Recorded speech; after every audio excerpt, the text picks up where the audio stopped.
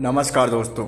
हम सभी एक दूसरे को देखकर ये सोचते हैं कि हमसे सुखी तो वो हैं, उसके पास भगवान ने इतनी सारी गाड़ियाँ दे रखी हैं, उसके पास बंगले हैं और सबसे असल ज़िंदगी में सबसे सुखी वही इंसान है। तो दोस्तों, जिसके घर परिवार हैं वो कितना खुश है। मेरे पास तो सिर्फ दुख ही दुख है और दुख के सिवा मेरी ज़िंदगी में कुछ नहीं है। तो दोस्तों, आइए जानते इस कहानी के माध्यम से कि सबसे सुखी इस ज़िंदगी में कौन है। बहुत समय पहले की बात है। एक बार एक भिखारी गांव में भीख मांगने के लिए जाता है। भिखारी भीख मांगते मांगते एक गरीब किसान के दरवाजे पर पहुंचता है। वो भिखारी किसान के दरवाज़ा खटखटा रहा था, लेकिन अंदर से कोई आवाज़ नहीं आती और दरवाज़ा खुला होने के कारण वह अंदर देखने लग जाता है कि यहाँ पर कोई घर पर है या नहीं। किसान और उसका परिवार एक साथ बैठकर बात कर रहे थे। बच्चे किसान के साथ जो हैं बड़ी खुशी से उनके साथ खेल रहे थे, कहानियाँ सुन रहे थे और शरारत कर रहे थे। भिखारी को लगा कि शायद किसी ने मेरी बात पर ध्यान नहीं दिया। उसने फिर दोबारा आवाज़ लगाई कि भैया, यहाँ पर कौन है? कोई मेरी आवाज़ को सुन रहा है क्या? तो किसान की पत्नी ने सुना और उसके बाद कुछ अनाज लेकर घर से बाहर आई और उसे भीख दे दी। उसके बाद भिखारी वहाँ से चला गया और आगे चलकर ये सोचने लगा कि कितना खुशहाल परिवार है, कितने प्यार से लोग वहाँ रह रहे हैं, बच्चे कितनी शरारतें कर रहे हैं। परिवार में 2 बच्चे हैं और वह पिता के साथ भी खेल रहे हैं। ये देख कर के भिखारी को बहुत अच्छा लगता है और वह सोचने लग जाता है कि काश मेरा परिवार भी ऐसा होता जितना किसान का परिवार है। देखो, मुझे दिन भर भीख मांगना पड़ता है, फिर घर आकर खुद खाना बनाना पड़ता है और मुझे न जाने कितनी परेशानियों का सामना करना पड़ता है। ये मन में सोच करके भिखारी अपने रास्ते पर निकल पड़ता है और किसान के परिवार ने उसके बाद खाना खाया और खाना खाने के बाद किसान अपनी पत्नी से कहने लगा कि घर खर्च के लिए पैसे नहीं हैं। मैं सोच रहा हूँ कि अपने जो नगर का सेठ है उससे 1000 रुपये जो है उधार लेना पड़ेगा, वह देगा या नहीं। ये सोचकर किसान की पत्नी ने उन्हें धैर्य रखने के लिए बोला और बोली, आप जाओ साहूकार के पास, मुझे लगता है कि वह आपको पैसे दे देगा। किसान गांव में एक सेठ के पास गया जिसके पास बहुत बड़ी एक दुकान थी और वह ब्याज पर लोगों को पैसे देता। किसान ने सेठ से 1000 रुपये मांगे, लेकिन जब किसान को पैसे दे रहा था तब सेठ ने कहा कि पैसे का हिसाब लगा हुआ है। जब किसान वहाँ से सोच कर निकला कि साहूकार कितना खुश है, मैं कहाँ 500 या 1000 रुपये के लिए घबरा रहा हूँ, परेशान हो रहा हूँ और इस सेठ के पास न जाने कितने रुपयों का, हज़ारों रुपयों का हिसाब चल रहा है। किसान ये सोचते सोचते घर चला गया। सेठ की गांव में एक छोटी सी दुकान थी। वह कप की दुकान गांव में कपड़े लाने के लिए शहर उसे जाना पड़ता था। वह शहर के एक सबसे बड़े दुकान से कपड़ा लाता और अगले दिन वो सेठ जब शहर पहुंचा तो उसने वहां देखा कि बड़े दुकान के सेठ जी ने उनसे मुलाकात की और सेठ जी ने कहा कि मुझे कपड़ा खरीदना है। तब बड़े सेठ के पास उनका कर्मचारी आया और कहा कि 1 लाख का फ़ायदा हो या 2 लाख का फ़ायदा हो, अपना माल जो है कोलकाता में पहुंच गया है। दोस्तों, उस सेठ का कारोबार मुंबई, कर्नाटक और न जाने कितने शहरों में चल रहा था और जो है सेठ सोचने लगा कि हम अपने आप को गांव का इतना बड़ा सेठ समझते हैं और इन सेठ जी के पास न जाने कितने राज्यों में जो है इनका व्यापार चल रहा है। ये सोचते सोचते वो सेठ कपड़े लेकर अपने गांव के लिए रवाना हो चलता है। इसके बाद जो बड़े नगर वाला वो सेठ होता है उसके पास नौकर आया और बोला कि मालिक 7 लाख का घाटा हो गया है। सेठ जी का दिमाग खराब हो गया। तभी दूसरा नौकर आया और बोला कि आज आपको दावत में जाना है। आपने जो बड़े बहादुर जो साहब हैं उन्होंने आपके लिए दावत दी है और साहब आपसे मिलने के लिए तैयार हो गए हैं। उन्होंने मोटर गाड़ी आपको लाने के लिए भेजी है। सेठ जी दुखी मन से तैयार हुए और गाड़ी में बैठ गए। कुछ देर के बाद सेठ जी जो हैं बहादुर जी के घर पहुंच गए और वहां पर दावत लगी हुई थी। बड़े बड़े अरबपति सेठ वहां पर आए हुए थे। सेठ जी के लिए तो बैठने तक की जगह नहीं थी। उनको जैसे तैसे किसी कुर्सी का जुगाड़ करना पड़ा। और इसके बाद सेठ जी देखने लगे कि कमिश्नर साहब आ रहे हैं, कलेक्टर साहब आ रहे हैं और वहाँ पर न जाने कितने बड़े बड़े अधिकारी साहब आकर मिल रहे हैं। यह सब नज़ारा देखकर सेठ जी सोचने लगे कि मैं अपने आप को सेठ मानकर बैठा हूँ, कितना खुश हो रहा हूँ। सबसे ज़्यादा सुखी तो ये सेठ जी हैं जिनके पास इतने बड़े बड़े अधिकारी आते हैं, चाय पीते हैं, हाथ मिलाते हैं। दोस्तों, इसके बाद वो उस अधिकारी का दिमाग और ज़्यादा ख़राब हो गया और वह सोचने लगे कि ये कितने बड़े सेठ हैं और उन्हें मिलने का तोहफा दिया, खाना खाया और फिर घर के लिए रवाना हो गए। इधर जो बहादुर जी साहब थे उनकी दावत ख़त्म हो चुकी थी और उनका सर अचानक से दर्द करने लगा। उन्हें रात भर चिंता होने लगी कि दावत कैसी होगी और जाकर कमरे में लेट गए। नौकर उनकी सेवा करने लगे, लेकिन जब सर का दर्द ज़्यादा बढ़ गया तो डॉक्टर को भी बुलाया गया और उसमें मालूम चला कि डॉक्टर के पास आने के बाद कि व्यापार में घाटा हो गया, उनका सर का दर्द और भी बढ़ गया। और जो है बहादुर जी ने अपने बड़े बड़े नौकरों से कहा कि क्या ज़िंदगी है, बड़े बड़े अधिकारियों को चाय पिलानी पड़ती है, पार्टियाँ रखनी पड़ती है, वरना कौन इतना सर का दर्द मोल लेगा। तभी उन्होंने खिड़की से एक भिखारी को देखा जो अपने हाथ में डंडा लेकर गाना गाते हुए चल रहा था। तब बहादुर जी ने कहा कि नौकरों से कि देखो, ज़िंदगी में सबसे ज़्यादा सुखी तो ये आदमी है जिसे न घाटे की फिक्र है ना फायदे की। वह वही भिखारी था जो किसान को देखकर इतना खुश हो रहा था। तो दोस्तों, इस कहानी से हमें यही शिक्षा मिलती है कि हर इंसान खुश तो है, लेकिन अपने से धनवान व्यक्ति को देखकर दुखी हो जाता है।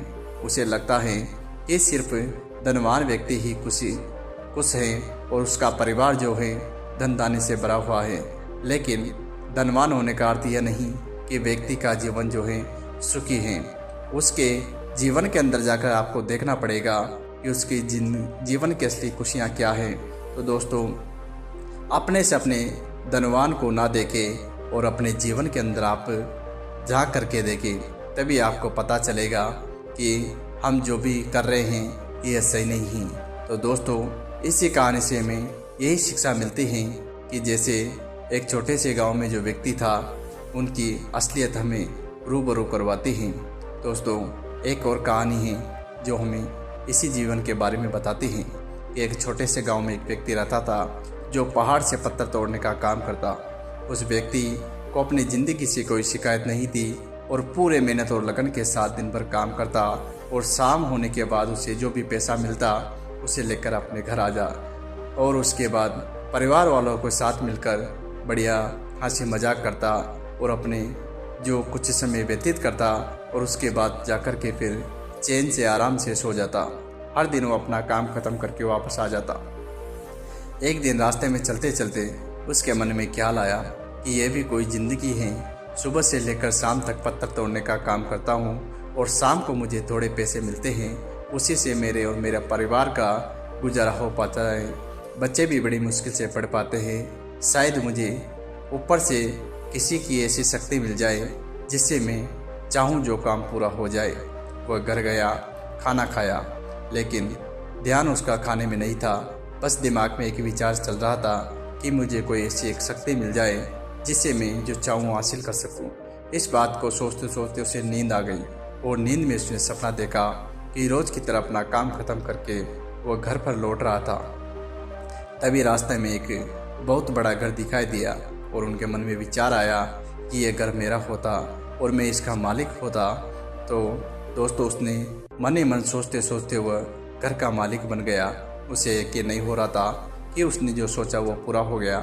उसकी खुशी का ठिकाना ना रहा और वह ज़ोर ज़ोर से नाचने लग गया। तभी बाहर से एक अचानक शोर सुनाई दिया और देखा कि घर के बाहर एक रैली निकल रही है, जिसके बीच में एक राजनीतिक लोग उसे देखकर नारा लगा रहे हैं और उनको सबको देखने के लिए तड़प रहे हैं। उसे एहसास हुआ कि मैं कितना छोटा आदमी हूँ, मेरा कोई अस्तित्व तो नहीं है। ये जो सामने जो बड़े राजनेता जा रहे हैं उनकी इतनी पावर है कि जो है सभी लोग उनके नारे लगा रहे हैं। तो दोस्तों, इतना सोचते ही वह अपने आप को राजनेता समझकर बन गया और उसके गुस्से का ठिकाना नहीं रहा, क्योंकि उसने देखा कि हजारों लोगों की भीड़ उसको देखने के लिए तरस रही थी और वे कुछ भी ज़्यादा देर तक नहीं टिक पा रही, क्योंकि धूप इतनी तेज थी कि राजनेता को इतनी धूप में खड़े रहने की आदत नहीं थी। उसे चक्कर आया और बेहोश हो गया और उसे पता चला कि ये राजनेता सबसे ताकतवर नहीं है, ये जो सूरज है सबसे ताकतवर हैं। उसके मन में ख्याल आया कि काश में सूरज होता और मैं आगे कोई टिक नहीं पाता। वो सूरज बन गया और खुशी से पागल हो गया और पूरी दुनिया को यही रोशन कर रहा था।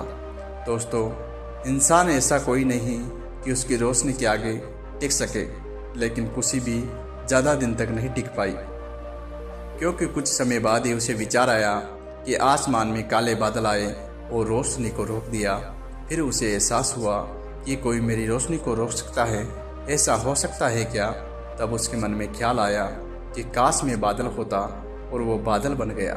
उसे ऐसा लग रहा था कि मैं आसमान में उड़ रहा हूँ और आसमान के जो अनगिनत नज़ारे देखकर वह बड़ा खुश हो रहा था। तभी एक जोर से हवा का झोंका आया और उसे उड़ा ले गया। तब उसे मालूम चला कि बादल सूरज की रोशनी को रोक सकता है, लेकिन हवा नहीं। उसे फिर विचार आया, क्यों न मैं हवा होता तो कितना बढ़िया होता, मेरे अंदर ऐसी शक्ति होती कि मैं हवा बन जाता। उसने सोचा कि उसे अलग से ऊर्जा महसूस हुई और देखा कि मैं किसी को भी उड़ा करके ले जा सकता हूँ, और इसमें विश्वास होने वाला था कि इस दुनिया में सबसे ताकतवर मैं ही हूँ। तभी सामने से एक पहाड़ आया। उसने अपनी पूरी ताकत लगा दी, लेकिन उस पहाड़ को हिला नहीं सका। तब उसे एहसास हुआ कि हवा भी ज़्यादा शक्तिशाली नहीं है, सबसे शक्तिशाली तो ये पहाड़ है जो मुझे है टस से मस नहीं होने दे रहा है। वह पहाड़ बन गया, लेकिन हर बार की तरह उसकी खुशी ज़्यादा देर तक टिक नहीं पाई और एक जानी पहचानी सी आवाज़ उसे सुनाई दी और साथ में उसको दर्द होने लगा, जो उसे तोड़ रहा था, मार रहा था। लेकिन वह दर्द से चीखने लगाया और उसके मन में आया कि जो मैं पहाड़ तोड़ने का दम रखता हूँ, यही बात जो है मेरी पूरी नहीं हुई। वो चीखने लगा, चिल्लाने लगा और अपनी पूरी ताकत लगा दी।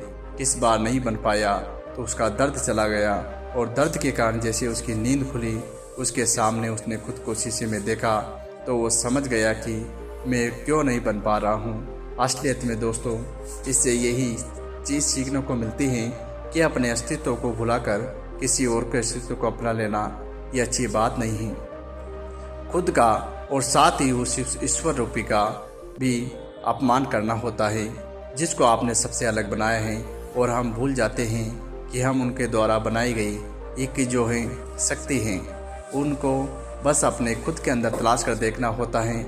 आप जैसे भी है अच्छे हैं और किसी के जैसा बनने की कोई ज़रूरत नहीं है, क्योंकि अगर आपको कुछ बनना है तो अपने आप की अंदर की क्षमताओं को पहचानो।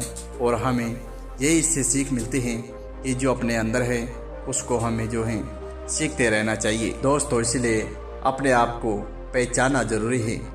ऐसे ही कहानी है कि एक गाँव में एक राजा था जिसने अपने काल में वो सारी लड़ाइयाँ लड़ी और काफ़ी साम्राज्य का विस्तार कर लिया, और समय के साथ ही राजा की सूझबूझ और साहस के कारण साम्राज्य बढ़ता गया। राजा अपने शत्रु को परास्त करके वहाँ अपने साम्राज्य का झंडा गाड़ देता और फिर शत्रु जो हैं उसके सामने आत्मसमर्पण करते थे। दोस्तों, साम्राज्य के अंदर भी सुख और शांति का माहौल था और बिना डर के लोग जो हैं खुशी खुशी जीते थे। अब दोस्तों उनका जीवन 56 साल से ऊपर का हो गया, तो राजा बहुत खुशी और धूमधाम के साथ रहता। लेकिन अब जो है वह वयस्क हो चुका था। उसका एक बेटा था जिसकी उम्र जो है 17-18 साल के करीबन थी, और इतने बड़े साम्राज्य पर शासन करने के लिए उम्र से ज़्यादा समझदारी और कुछ महत्वपूर्ण बातों का होना जरूरी है। इन बातों को अपना करना इन इतने बड़े साम्राज्य पर आसानी से शासन कर सकता है। तभी एक दिन राजा अपने बेटे को कक्ष में बुलाया और कहा, सुनो बेटा, ऐसा नहीं होता कि कोई फ़र्क नहीं पड़ता, आप 17-18 साल के हो या 56 साल के, दुनिया के मुताबिक आपकी इज्जत तभी होगी जब लोग आपकी इज्जत करें, उसे मजबूत समझे। लेकिन ये इतना आसान नहीं है। आप लोग को जो है सम्मान करवाना है तो इस बात को याद रखना कि किसी से आपका खुद का सम्मान करने के लिए ना कहे और किसी से आगे सम्मान की भीख ना मांगे, क्योंकि ये कमज़ोरी की निशानी है और सम्मान लोगों के लिए एक शक्ति है। इतना अनमोल और शक्तिशाली उन्हें सम्मान करना पड़े क्या आप जानते हैं? दोस्तों, समुद्र का सम्मान क्यों करते हैं? वह किसी को सम्मान करने के लिए तो नहीं कहता, लेकिन हम लोग उनकी शक्ति को देख कर के प्रभावित होते हैं। इसीलिए लोगों के मन की जो समुद्र हैं उसके प्रति अपना सम्मान रखें और उससे ताकत बनने का कोई तरीका नहीं है। लोगों को किसी भी स्थिति में आपका सम्मान करना क्यों ना कहें, इसलिए आप स्वयं को इतना शक्तिशाली बनाएं और अपने दिमाग को इतना मजबूत कराएं कि लोग जो है खुद ब खुद आपका जो है सम्मान करें और अपने जो है वादा को पूरा करें। इससे आपको सम्मान मिलेगा। तो दोस्तों, दयालु बने और दूसरों का सम्मान करें। और ये ज़िंदगी है, इसमें कुछ ना कुछ घटित होता रहता है। आप सब कुछ जान नहीं सकते, क्योंकि ये तो जीवन की कठिनाइयाँ हैं, आती जाती रहेगी। दोस्तों, अपने जीवन में हम प्रगति करेंगे। ये जीवन का समय है जहाँ आपको खुद को मजबूत बनाने पर ध्यान देना है और एक शक्तिशाली व्यक्ति बनना है। आप जो बनना चाहे वो बन सकते हैं, अपने अंदर कुछ सुधार ला सकते हैं, लेकिन इसके लिए आपको बराबर जो है प्रयास करना होगा। आपके मित्र या परिवार में कोई भी हो सकता है, आपके सपनों का मजाक उड़ाएंगे और आपको ऐसी आदत अपनाने के लिए कहेंगे जिससे आपका समय और ऊर्जा बर्बाद होते हैं और वे आपको आगे बढ़ना नहीं देखना चाहते। वे आपकी प्रगति से ईर्ष्या करेंगे और उनकी कमजोरी और आलस्य के कारण वे काम करने में असमर्थ हैं। इसलिए वह नहीं चाहते कि आप ऐसा करो कि आप उनसे आगे निकल जाओ, इसलिए वो आपकी टांग खिंचाई का काम करते रहेंगे। तो दोस्तों, ये थी कहानियाँ, इनको अपने मन में उतार लें। आप उन चीज़ों को करना बंद कर दें, क्योंकि हो सकता है कुछ समय के लिए आपको उसमें मज़ा ना आए, लेकिन आपको पीछे जाने से कोई नहीं रोक सकता। आपको ऐसा बना देंगे कि मुझे जीवन जो है इतना खतरनाक लगने लगेगा कि मैंने किए क्यों कर दिया। तो दोस्तों, आपको अपने लक्ष्य के प्रति इच्छा नहीं छोड़नी है और लक्ष्य का बलिदान देना होगा। आप लक्ष्य के लिए हार नहीं मानेंगे। तो दोस्तों, अगर आप कुछ समय के लिए मौज मस्ती में फंस जाएंगे तो आपको राजा के जो है अंतिम चरण की तरह पछताना पड़ेगा और आप जो है लोगों को प्राथमिकता देना शुरू कर देंगे तो लोग आपके मूल्यों और आपके लक्ष्यों के प्रति जो हैं सचेत रहेंगे। तो इसलिए उन लोगों से दूर हो जाए जो आपको रोक रहे हैं और आपका भविष्य जो है बुरे लोगों के साथ में ना रखे। आपके परिवार के सदस्य हो, दोस्त भी हो सकते हैं, उन्हीं से प्यार करें जो आपको लक्ष्य तक पहुंचाने में मदद कर रहे हैं, या आपको सफल आदतें जो हैं अपनानी होगी। दोस्तों, आपको दूसरी जगह जाकर रहना पड़ सकता है, आपको अकेला भी महसूस करना पड़ सकता है, लेकिन दोस्तों, आप वास्तव में कौन हो, आप जीवन में क्या हासिल करना चाहते हो, यही बातें हमें सिखाते हैं कि धनवान व्यक्ति दूसरे को देखकर दुखी हो जाता है और उसे लगता है कि धनवान व्यक्ति ही खुश है, लेकिन धनवान होने से कुछ नहीं होता। जीवन में अगर खुश और खुशी देखना चाहते हो तो अपने से धनवान को ना देखें, क्योंकि आप जो जीवन जी रहे हो वो सबसे अच्छा जीवन जी रहे हो। क्योंकि दोस्तों, आपके अपने अंदर जो मन है उसको देख कर के आपको जीना होगा और अपने परिवार को साथ में रखना होगा और अपने मन के अंदर से जो आवाज़ निकल लेती है उसको जिंदा रखना होगा कि हम जो कर रहे हैं वह सही कर रहे हैं। अपनी ज़िंदगी की अलग से एक खासियत बनानी होगी और अपनी क्षमताओं को पहचाना होगा। उसी दिन आपको अपने अंदर से जैसा बनने के लिए दोस्तों दिन रात जो है कठिन प्रयास करना पड़ेगा और अपने मन को ताकतवर बनना पड़ेगा, क्योंकि जीवन जीने का जो जिद है वह हमेशा के लिए आपका जो है अगर आप डरोगे तो ख़त्म हो जाएगा। और जीवन को जो है अगर आपने जीत लिया तो आप अच्छे से जी पाएंगे। तो दोस्तों, मेरी यही राय है कि आप जो है अच्छे से संगत में रहे और अपने लक्ष्यों के लिए जो है अच्छी आदतों को अपनाएं और जो है किसी को देख करके ना जले और खुद अपनी क्षमताओं का विश्वास रखें और हमेशा जीवन में तरक्की करते रहें। दोस्तों, अगर आपको ये वीडियो पसंद आया तो चैनल को सब्सक्राइब जरूर कर लेना और ऐसी ही कहानियाँ हम आपको रोजाना देते रहेंगे। धन्यवाद।